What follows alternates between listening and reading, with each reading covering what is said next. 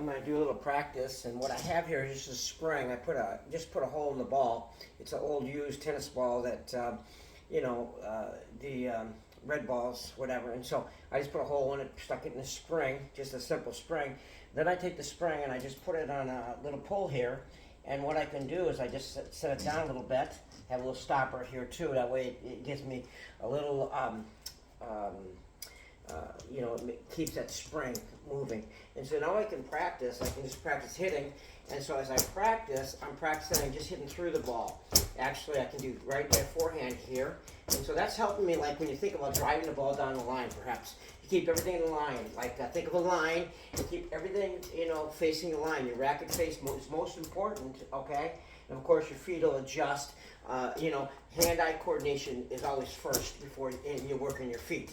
And so here I'm trying to get my hand, and so I can drive the ball like, say I pretend like I'm going down the line, okay? I could actually put a rope and just have a rope going straight and just go along the path of that rope to keep my racket, perpendicular, okay, going through the ball. What a great way to practice. Sometimes I'll tie ropes or use ropes at the court and just allow the kids to go right through that rope there so they can practice going cross court or down the line, keeping the ball lower when someone comes to net, okay? And so this is a great way of practicing. It's a spring I picked up at just a thrift store. It was maybe $1, And sometimes I'm not sure where it came from, but it's kind of a neat spring. I imagine you bought a spring like that would cost pretty expensive, but I'm always looking for things that I can improvise or make or use. And so here I'm just practicing at home.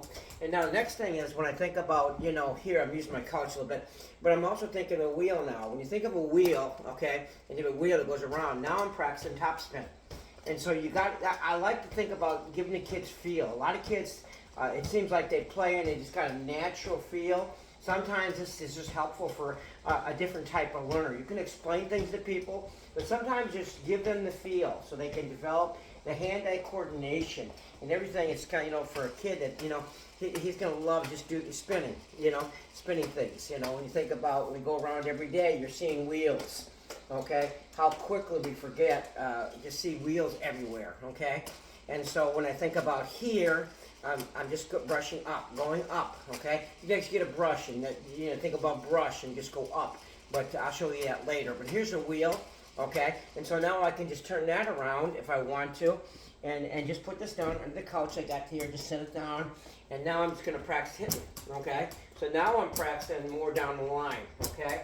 This way, when I practice with the wheel, I'm practicing more with the spin, trying to keep people deeper, okay? So spin, keeping the ball deep, and for people, and so I have a young student that is I teach in a rec program, and he is hitting beautiful spin. He's going to have to keep his head down. Sometimes he pulls his head up. He's going to keep his head down and watch that ball, but he hits beautiful spin. And then now I want to teach him so he learns how to drive through the ball. So the path of the ball, so when someone comes a net at him, he's able to drive through, keep the ball lower, okay? And so it's a great way. And for those that have Western grip, sometimes they hit that spin so hard, it comes below the net. So you got to catch that ball before it drops. So just a simple way, the spring, a spring, a ball, a little pole, being creative how you can make things to practice. And it's not hard to practice. You just got to have a discipline. Can you imagine if somebody's in the Olympics or how much they practice a day? It's all they eat and drink, every day. Their sports. That's all they do. I mean, they do it 6-8 hours, and they're practicing a variety of things. And so tennis, if you're going to be good, you're going to have to spend some time practicing and then learning also. Learning. Keep on learning about, your sport. I mean, it's amazing. There's so much to learn, and yet we're so passive in our learning, okay? So try to be more proactive in your learning, okay?